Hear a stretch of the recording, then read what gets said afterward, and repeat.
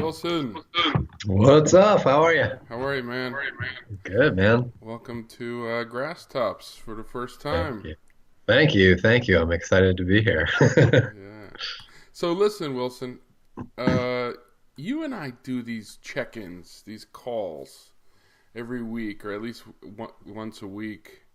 hmm And 99% of what we talk about is valuable information for our staff and all the 40 plus cities across the USA. Why don't we create a series, you and I, kind of like we did a Grass Top series of the faces and stories of the Summer of Defiance with Planned Parenthood. But each week, Yeah. you and I discuss our clients, our partners, what's going on, because there's so much going on.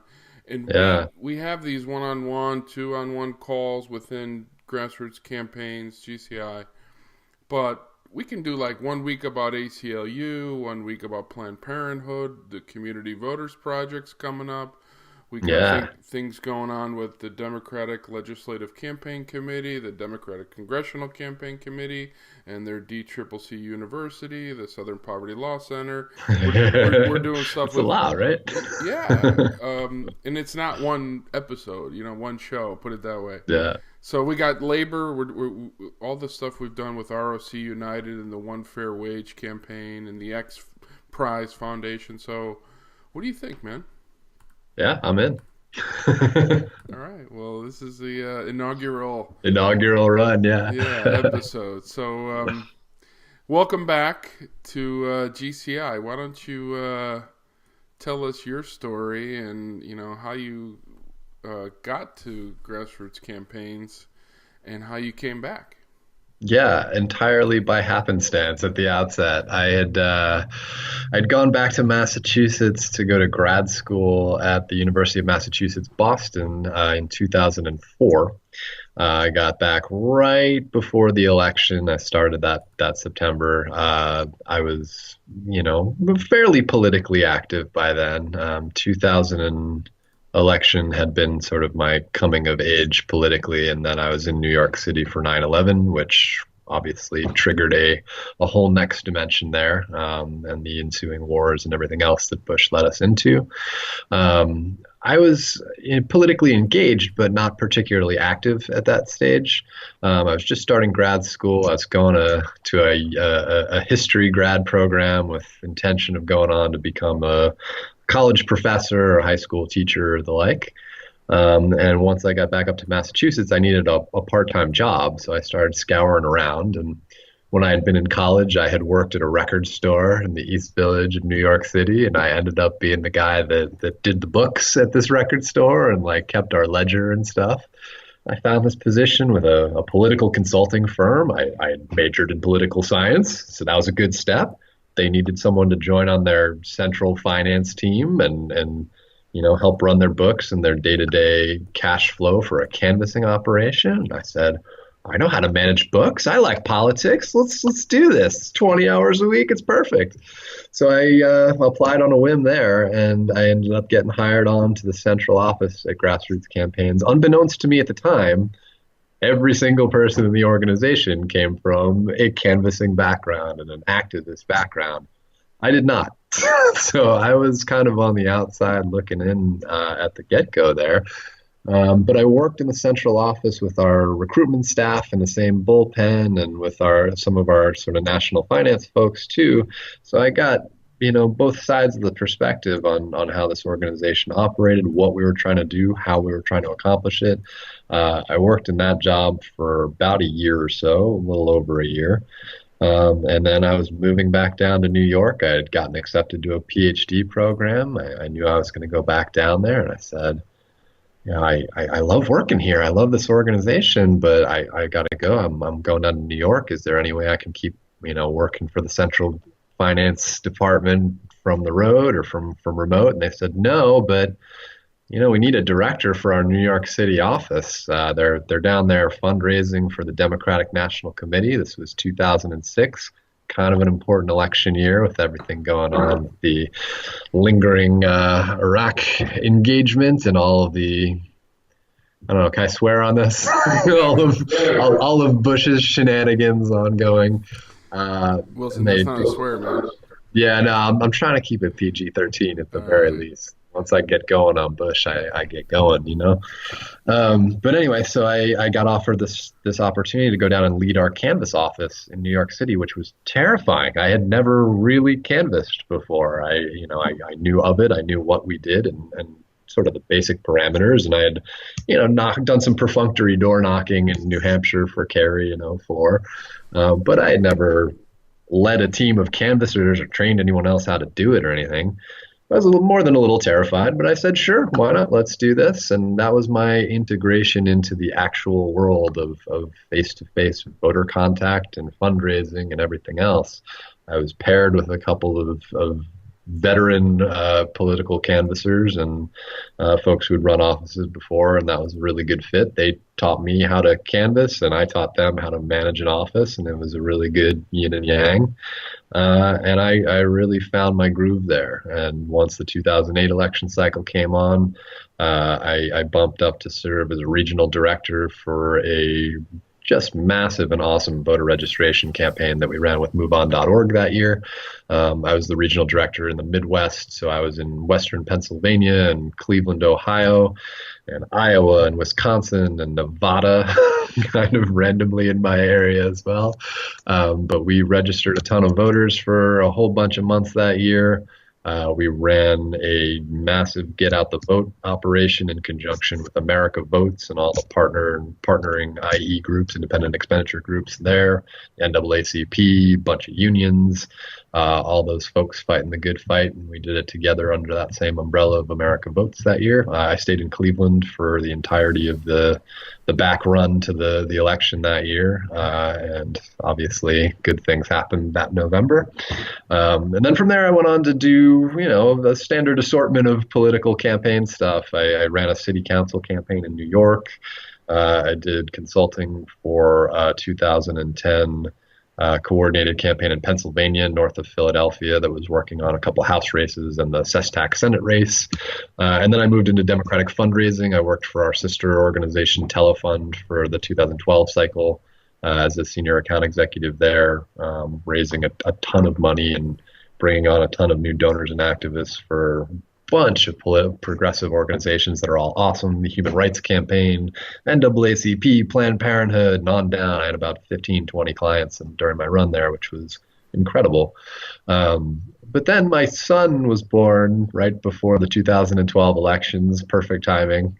I was not doing anything at the time, nothing important on the radar or anything. But we managed to survive those first few months. And then afterwards, I made the decision, my wife made the decision, we made the decision together that I was going to leave my career and stay at home with my son, raise my family, and be a stay-at-home dad. And my daughter was born a couple years later, and the plan was for me to still be a stay-at-home dad right now, and waiting until my daughter got to kindergarten age, and then magically whisking back in on my white horse to work on the 2020 election as my reintroduction to political life. The events of November 2016 changed that calculus and that timeline. The day after Trump's election, I called up Wes Jones, one of our principals here and one of my former bosses, and I said, Wes, I'm coming back to work. What am I doing for you? And lo and behold, he had a job for me. He had an opportunity for me to fold back into things here, and here I sit today, about a year and change later. So your kid's almost ready to canvas? Almost. My son came with me to a training that I went to a few weeks ago. He was a little overwhelmed. He didn't quite know what was going on, but he's starting to get the handle of it. He understands that daddy works in politics and wants to elect good people that are going to fight back against that bad man, Donald Trump. So it's getting there. We got a few pictures of you when you started. Okay. Let's take a look at this. It's a picture. It's titled Obama What? Yeah. What's up with is that you, man? That is me the morning after the 2008 elections in our field office in East Cleveland on East 151st and Kinsman. That was one of our kind of core offices, one of our largest offices in the country. We had 3 offices out of Cleveland that year, and this was far and away the largest kind of staple one, and I worked out of it on the regular. And that was that was my what face. That was, we just won an election. Holy shit. That was that face. That was me on my probably 18th conference call of the week, and it was Wednesday morning. And just feeling groovy, man. We worked with blood, sweat, and tears for 6, 8 months to gin up voter rolls and then voter turnout in East Cleveland as a primary focal point for flipping Ohio that year. We had offices open in, I want to say 12 cities in Ohio all told. And I was sort of running the northern part of the state, and a colleague of mine was running the southern part. And we had just, finished an incredibly tiring and grueling and incredible campaign of massive turnout. We've registered something like 20 some odd thousand people to vote in the state of Ohio that year. A large portion of them focused in Cleveland and Akron and Youngstown, kind of the post-industrial belt of Ohio. And yeah, the East 151st Street office was kind of my home base of operations. As I said, I was the regional director, so I was kind of traveling around and going to all our different areas and the like. But that was home for me for a good 3-4 months there at the end. And being able to be in Cleveland when Ohio flipped for Obama was, to this day, one of the highlights of my life. We were at an election party with all the America Votes folks, and the NAACP folks started chanting, dropping into "We Shall Overcome" when they announced Ohio had gone to Obama. And I just remember being so overcome with emotion of just power of the moment and power of accomplishment, and sense that we played a real active role in history there in reshaping the electoral map and putting the country on a new and exciting path that we had worked really hard to get to. So that was that moment that in that picture is the supreme confidence and of a winner, of a man in victory. When I when I had the podcast with Catherine Poindexter. Yeah. She was telling me all the stuff she did. I said, so you did some stuff. Yeah. And same with you, man. It's impressive. Good for you. Yeah, it was a hell of an election. It was a good, kind of introduction to leading a large scale campaign like that has such tangible benefit and impact that you can see, that you can feel. And when an election is over and you win by, 3, 4, 5 percentage points, you can feel your contribution to that. That's incredibly satisfying. And that year was a great introduction to that scale for me, for sure. So I can't figure out if you look older in this picture or younger now. I was rocking the election beard, man. You'll see that later this year. Okay. I couldn't figure that out. I was like, hey, Wilson looks younger, man. That's great. Yeah, I need a little of the Just for Men beard now when I rock it. But the beard is deceiving, or you're doing something right. Yeah, there you go. So the next photo is this 2005. It's called Lynn. And I realized that a commonality amongst all the old historic election photos with you and the team is beer. Work hard, play hard, man. You gotta have your time together to bond and talk about the situation you find yourself in and make those connections. That's what bonds a whole office and a whole campaign together, is having those quality times with each other, seeing each other as people, being able to hang out, get along with each other. I think is such a vital component of campaign life, because it's such a it's a shredder if you don't. If you go about it all business and you try to just go balls to the wall for 13 hours a day for 4 months or whatever, you're going to burn yourself out. You're not going to be able to survive. You need those chances to release and hang out and just get away from being in the thick of things for a little while. I've always valued social events and being able to hang out with your staff is a central component about good team building and successful campaign management, for sure. But yeah, no, that Lynn photo, that was in Lynn, the city of sin in Massachusetts. That was the central staff there for Grassroots Campaigns in that time period. There's Steve King in the back there, who's our assistant national photo here. Yeah, so Steve's there. He's still at Grassroots Campaigns. He's our assistant national canvas director now, working with Wes Jones on the fundraising canvases. And then he and the woman right to my left there, right in the photo, Liza Hayes, were the two principal recruiters for Grassroots Campaigns in 2005. Suzanne Dyer and Matt Fowler, right in there in the middle, were the Boston canvas directors at the time. Where are Dan all these Lombardi. people now? Do you know where any of them Uh, are? Honestly, I have no idea. I know Susan's a lawyer now. I don't know about Matt. Liza's a lawyer as well. Carla Pipa on the far right there, she was a regional director at the time. Dan Lombardi was in the finance staff with me. Dave Lanahan on the bottom left there, he actually passed away. He is one of my all-time favorite people. He had gone on from Grassroots Campaigns to be a legislative aide for the New York State Assembly. He was just a brilliant guy, real smart, real sharp, real gregarious, one of the nicest folks I've ever met. He passed away a number of years ago from cancer, which was a real kick in the ass. But this was kind of the central team that, it was a big loss. It was really tough.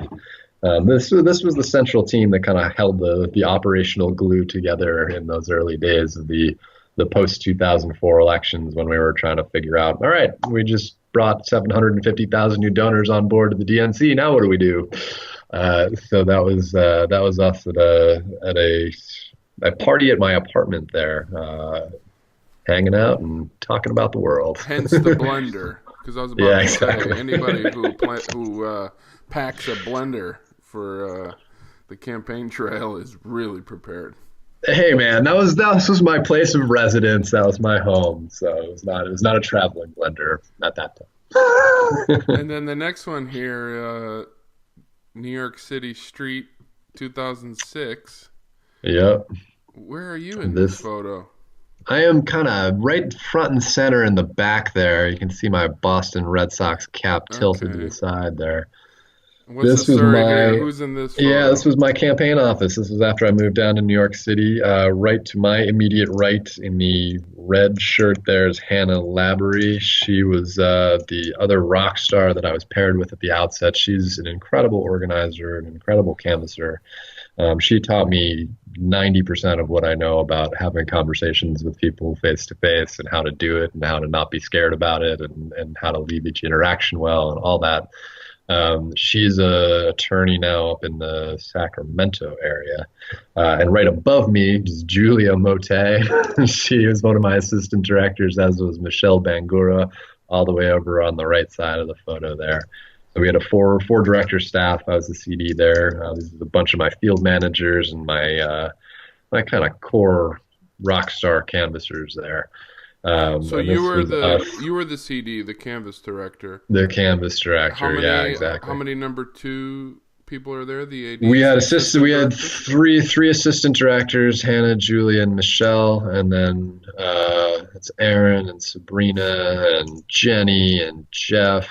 Those are four of my field managers. Mark Fields is a fifth. And a couple of our other canvassers as well. But that summer, we were the largest office at Grassroots Campaigns. We were working for the Democratic National Committee. And then I actually, with the gentleman in the green shirt there, the two of us were literally the first shift in the history of the ACLU to canvass face-to-face. We did the pilot program of the ACLU that fall as well. And the two of us ran the inaugural shift. It was us in either Seattle or Los Angeles, I don't remember, that had the kind of test canvases for the ACLU that year. And being on the East Coast, we were the first ones to go out and do it. I got the first ever donation to the ACLU in the face-to-face fundraising campaign. And here, 12 years later, we are still rolling deep with them and bringing a ton of new donors and a ton of new activists on board for them each and every day. So that's something that I take a cool amount of pride in. That was a cool time to be able to launch that program that's still running all these years later. But yeah, that office just kicked ass all year. We were really, really solid fundraisers for the DNC. We had a staff of like 60 to 70 canvassers at the peak of things in the summertime. And just it was a really well-oiled machine at its peak. All three of my assistant directors were just incredible. We all had a real good ownership and buy-in to the senior leadership team of that campaign office. And it was a real transformative year for me, just in terms of my own growth and development as an organizer and figuring things out on the fly. I mean, going into that, not having ever canvassed before or managed a canvass staff was a challenging and daunting thing. And the fact that we were able to get our office into such a good shape by the middle of summer and the like was a source of good pride for me. So that was in 2005, right? That was 2006. Yeah. 2006. So I moved down to New York in the spring of 2006, and I ran that office from like late April, early May, through the 2006 election and beyond. And we were doing the fundraising, donor acquisition, canvassing for the DNC and the ACLU at the time. And then we also ran a very large phone banking project with Move On that year called Call for Change. And my chief AD there, Hannah Laborie, was really instrumental in that program. Starting about August or early September, we just launched this massive operation to take all that energy in blue cities and in blue areas and call into competitive Senate races. We targeted 6 races that year, and I believe won every single one of them in swing states. So it was a cool sort of follow-up program to or a precursor program rather to the 2008 voter registration project, where we were able to take just a ton of move-ons, online energy, and shift that into real life in a very tangible way to impact the elections effectively. So let me say this, Wilson. We, as Grassroots Campaigns, GCI, we are in dozens of cities across the U.S. We've got probably hundreds of canvassers out there canvassing for our 2 top clients, our ACLU and Planned Parenthood. Not many people know. I mean, you could probably count on one hand, including yourself, the people that know that you are the guy who ran the first canvass for the ACLU. I mean, that's history. Right. That's pretty good. It's pretty good.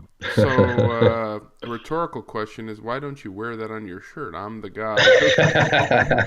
I tell everybody I can at every opportunity. Well, it's great historical information. 2, the stories we tell of how Grassroots Campaigns got started. I always talk about how when Terry McAuliffe, my former governor here in the Commonwealth of Virginia, when he was as chair of the Democratic National Committee, the DNC, he was really proud about going around the country, especially in New York City, and seeing canvassers, our canvassers working for him and the party on the streets of New York City wearing the DNC T-shirts. Hell yeah. That was you and your team. Yeah, absolutely. And we talk about this a lot. You're too humble, man. You're too humble. Well, I was just gonna say, like, the visibility aspect of canvassing is so powerful when you're just walking down the street every day and you're seeing folks out repping the DNC or whoever it is and fighting that good fight and having powerful conversations with people, and you can feel their energy and you can feel their commitment. It's such a valuable added thing that canvassing brings to the table, in addition to whatever donors and activists that we're actually able to activate. Just that fact that you have those boots on the ground every single day and people are seeing that and people are feeling that, it's a powerful component of what we do, to be sure.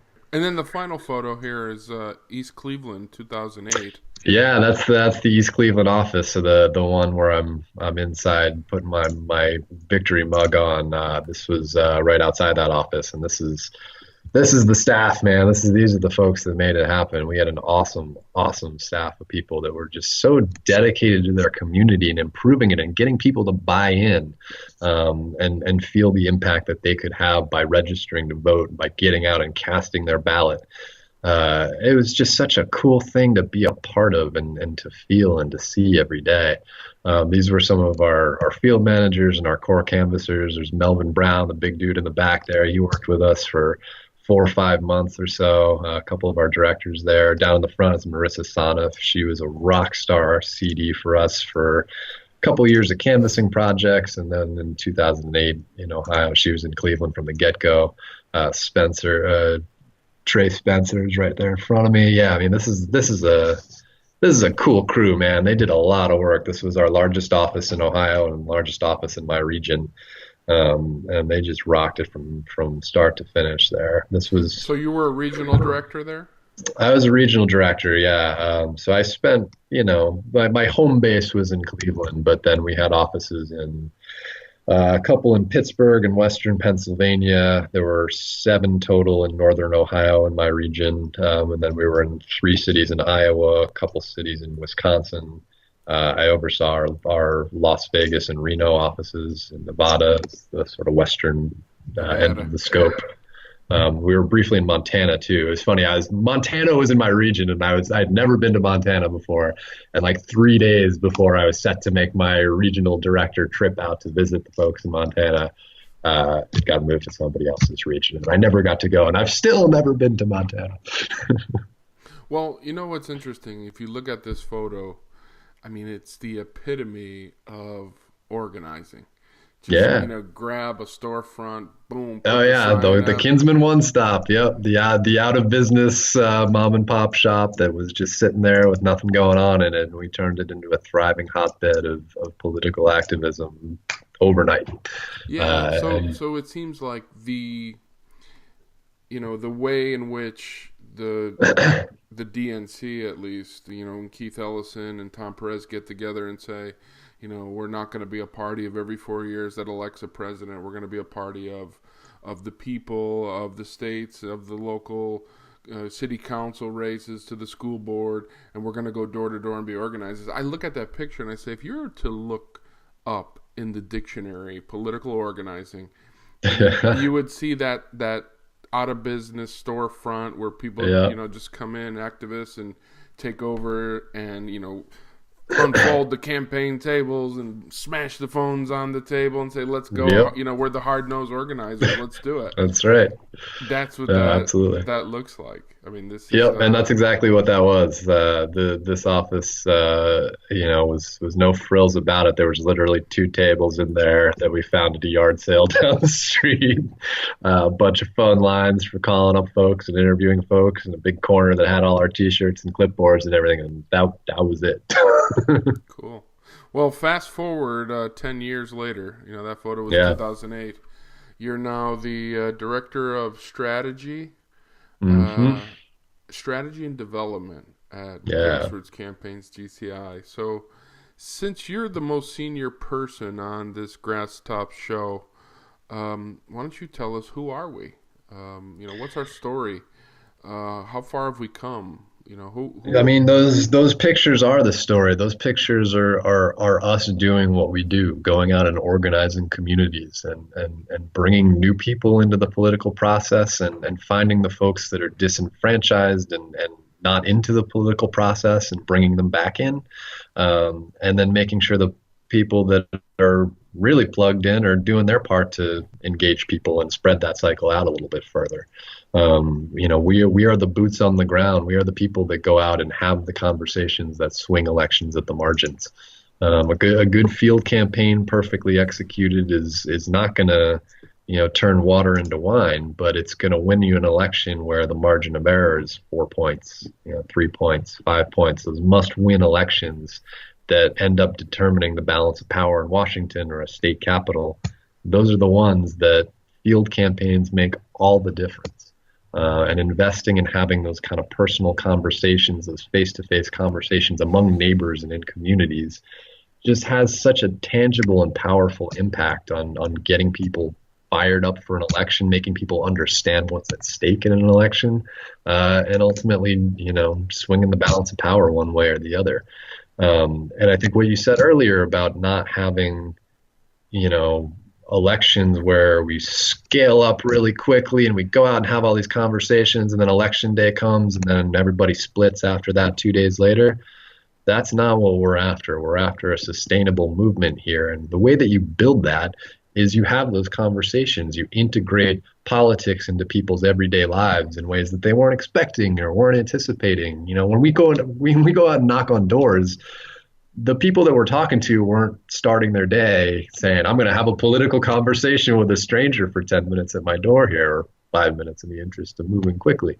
But that's what we bring into the fold. That's what we bring into the mix. We're getting people out of their comfort zones. We're making them understand the importance of community, the importance of engagement, the importance of being a part of something larger than their immediate, circle and the like, and getting themselves politically motivated and engaged in a way they might not have been before.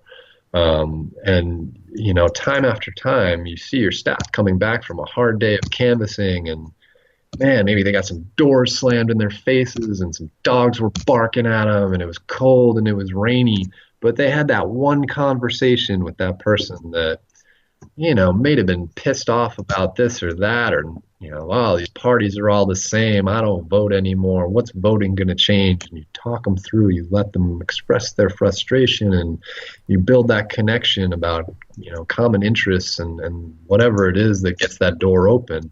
And after a little bit of conversation, you see that light bulb go on, and I say, man, I hadn't thought of it that way. You make some good points here. It's something for me to think about. Those little moments along the day of a long, grinding, hard campaign are what motivate you for more, right? And the more people we put into those positions, the more of those conversations we have, the more people think about politics in a different way. And that's how we reshape the electorate and build something long term. And then once the election comes, you've got those connections in place, you've got that foundation to build on.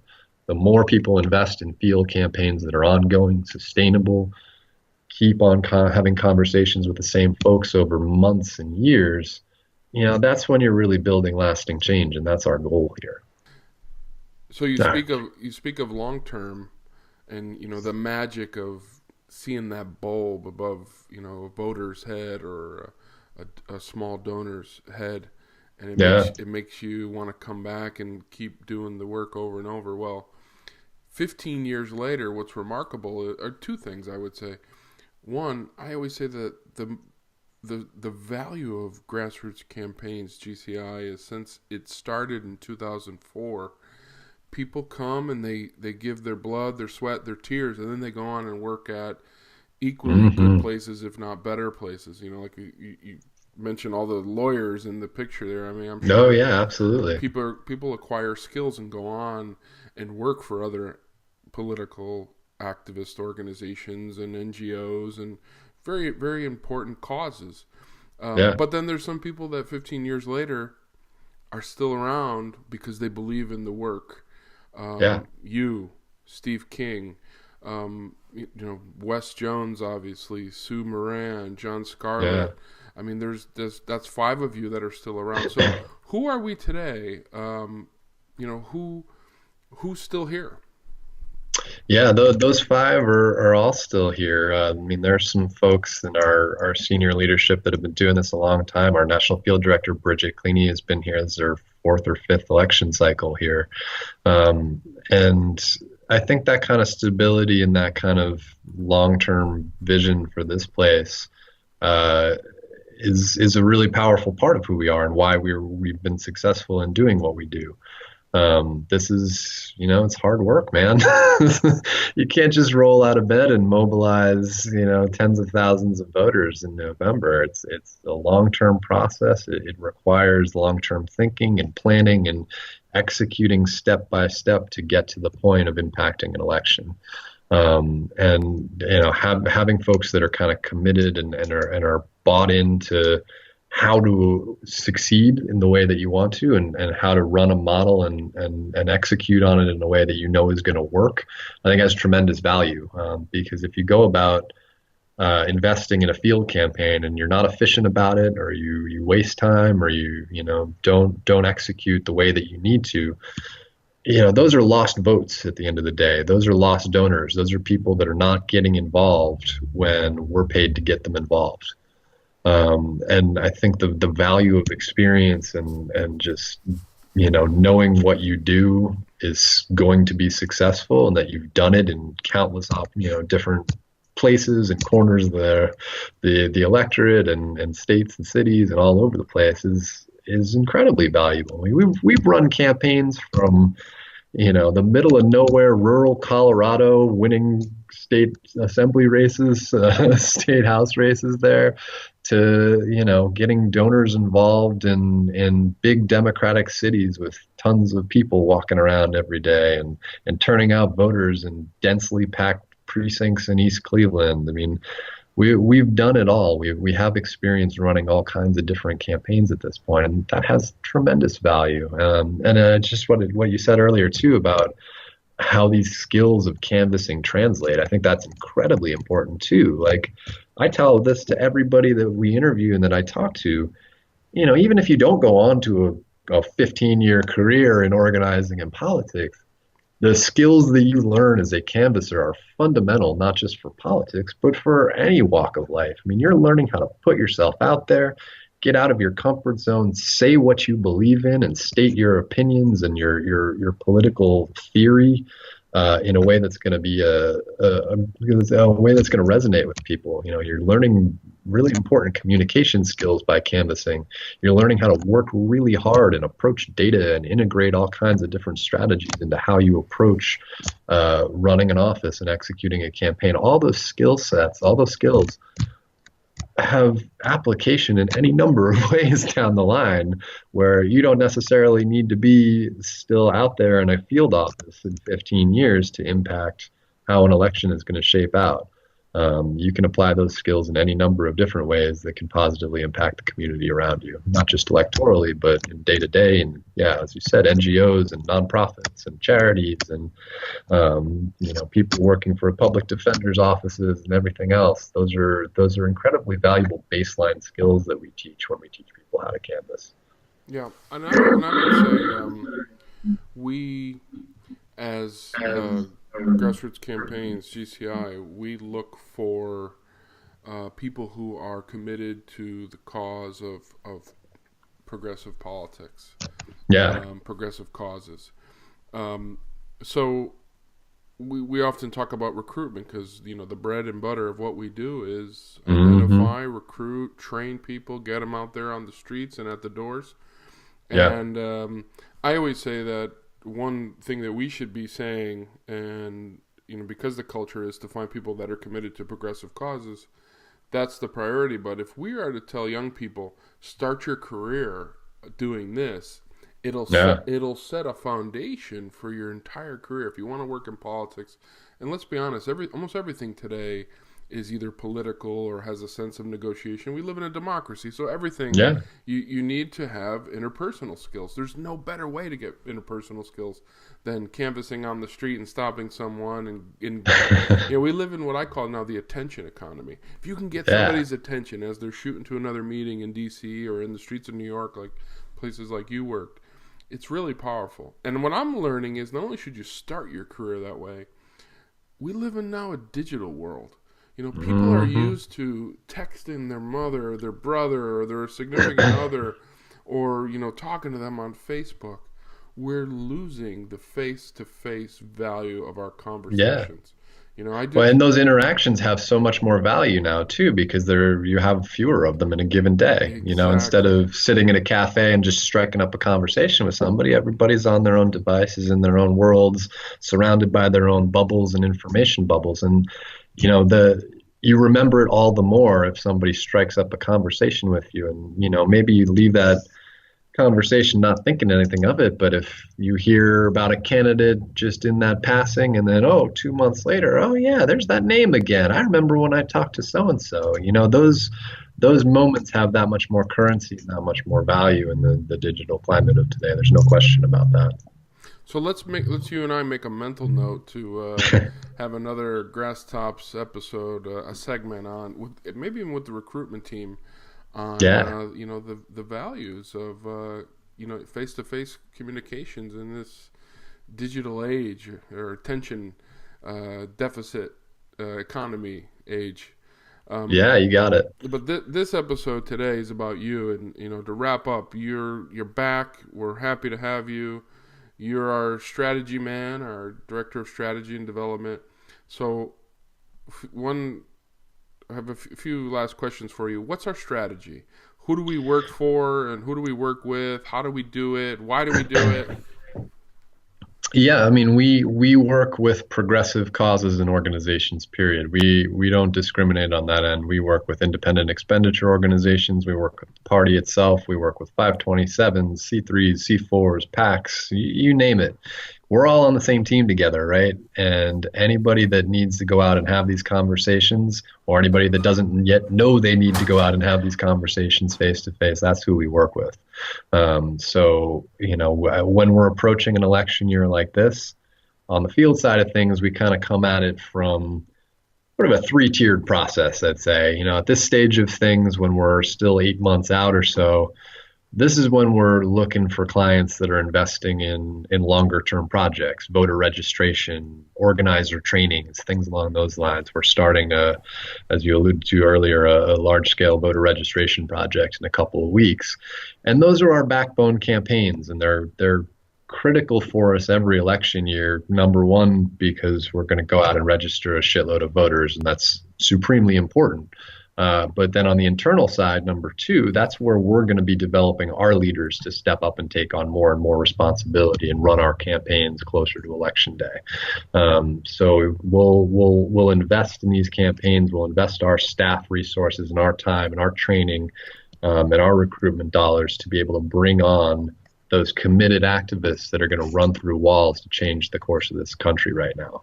And we're going to work with them and train them up and have them run our offices and find our canvassers and train our canvassers and manage them and beat our goals and register that many more voters than we think that we're going to be able to register. And then once summertime comes, once we kind of get on the back end of that fat part of the bell curve of primaries in May and June, that's when we start going out and really talking to voters and having those persuasion conversations to light Republicans and to folks that don't show up to the polls in midterms, even though they voted presidential elections. That's when we start building voter files for candidates and for causes. That's when we go out and train more organizers. That's when we go out and really take that next step of getting more and more people integrated into the paid canvas world, and to get the skills and those experiences of talking to voters early on, and figuring out what talking points work and which ones don't, and listening to what voters want and don't want. So that once we get clear of Labor Day and we get into GOTV time, early voting ballots start going out in the mail, we know who to go back and talk to, we know where to find them, and we know how to turn them out, so that on November, what is it, 6th this year is the election? I don't even know. We're going to have the votes that we need in the places that we need. So we kind of go through the whole process of an election year, building and scaling up and getting more and more people involved progressively, so that once we get into October and November, in 2016, we knocked on 1.3 million doors in 11 or 12 states at the end of the day. Knocking on those doors, having those conversations, turning those voters out. We're going to do that again and then some this year. That's not usually how it works in a midterm election year. Usually you see enthusiasm wane versus a presidential year and come back up. This is not your average midterm election year. There's too much on the line. There's too much at stake for this country's present and its future. And you're seeing unprecedented levels of democratic engagement and progressive engagement. It's our job to go out and harness that and turn that enthusiasm into votes and election wins. And that's our strategy, is doing that. What if all goes well in 2018, Wilson? Yeah. In December, you and I sit back and we're having a beer.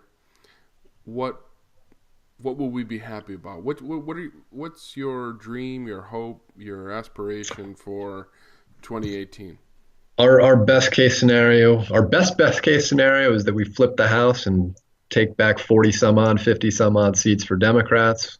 The impossible happens and we squeak out a 51-49 majority in the Senate. We win a whole bunch of governorships in the industrial Midwest and Florida and Arizona and everywhere else, and we make significant gains in state legislatures all around the country. Even if we don't capture the Senate back, that's a nearly impossible map to lean on at the federal level. Getting the House back and getting those governor's chairs, I think, are the two top priorities for us electorally right now. With gerrymandering being what it is for this cycle of congressional district drawing, we learned the hard way what the impact of losing governorships and losing state legislatures is. Obviously, there are some significant court cases going on that'll determine the future of gerrymandering, but we can't operate under the assumption that state legislatures aren't going to be able to redraw those lines in 2020. We have deep deficits in a lot of state legislatures around the country right now, to where even in a best case scenario, we might not be able to flip the legislatures of an Ohio or a Michigan or a Florida, but we can get close. We saw what the power of Democratic turnout can be in Virginia last year. In Virginia, Democrats flipped more seats than they've flipped in over a century. We've seen that energy and enthusiasm translating in special elections. Now we need to make sure that that translates this November. And if we can make massive gains at the state legislative level, capture those governor's chairs, it puts us in position then come 2020 when we're running against Donald Trump on the ballot, to be able to make more gains at the state legislative level, complete those flips. We have those governor's chairs. We can set the terms of the next decade after that with redistricting. And we'll be in a position to, not just win elections for the sake of winning them as Democrats, but putting ourselves in position. We talked a lot about the split of the Democratic Party between Hillary and Bernie voters and all this. We can't resolve those differences until we have an opportunity to govern. Yeah, absolutely, man. But those divisions don't matter until we're in a position to have policy debates about actual policies that are going to make people's lives better and how we go about accomplishing that. And until we take these steps of putting Democrats in position to win elections and to win those elections, all that other stuff doesn't matter. We want to be in a position in December of 2018 where we can start to have those conversations and those debates about who's going to be the face of the party in 2020? What direction are we really going to go in? How are we going to orient ourselves as progressives, and what's our agenda going to be to run on in 2020? And like I said, if we're not in charge of the House, or we don't have those governor's chairs, with Democratic butts in them, a lot of those conversations aren't going to matter. So my happy moment in December is that we've captured the House, we've got some governor's chairs, we've made big gains in the state legislature, and we're poised for a positive and progressive Democratic vision in 2020. And that's what it's all about. We'll hopefully be able to hang our hat on our work in 2018 here for a couple of weeks after the November elections, and then it's back to work, because that's just half the battle right there. Well, Wilson, I started, you've been at Grassroots Campaigns, GCI, for what? You started in 2004, 2005, 15 years. I've been here for a year. I came in last February. You came in when, in the summer of last year? Yeah, I was sort of on the periphery there in March, and then I came on in earnest in like July. So how does it feel to be back? I mean, on one hand, I wish I was still playing with my daughter on my floor and not having to worry about this under a Clinton administration until, 2020. But no, I mean, it feels necessary is what it feels. It feels urgent. And we've seen that all across the country with people that had never engaged in politics before showing up at our canvas offices looking for jobs and applying to be assistant canvas directors or, get involved in some capacity in a way that before Donald Trump was elected, they wouldn't have had that urgency or had that feeling. That was part of the reason that Donald Trump was elected, right?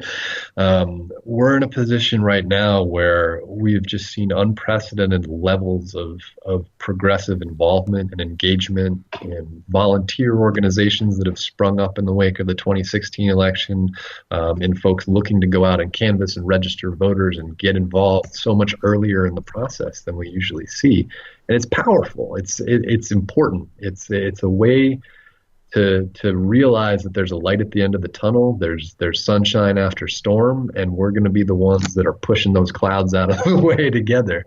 So it feels great from that standpoint to be able to play a role in that, and to play a role in harnessing all that desire and that sense of what we need to do, and putting it into an efficient way to to do it right, to sculpt that energy into a powerful electoral force that's going to accomplish our goals and put us back in position to fight for a progressive future for this country. Amen. Well, Wilson, I admire you. I admire you too, man. I've learned a lot about you today. You spend so many months working with someone, and then until you slow down and say, tell me about your story and tell me what you've done. Yeah. Then you realize, wow, man, I'm really working with cool people. Yeah, totally. Right back at you, man. I know you're, a very experienced person. I think the world of you. I know your work ethic, and it's been really great to talk to you, man. And welcome back. Yeah, cheers, man. Thanks. And yeah, as I said, right back at you. It's nice, as you said, to take some time and remember why we're doing what we're doing and talk about it a little bit. Amen. All right, brother. See you on the other side. Later. Later, buddy.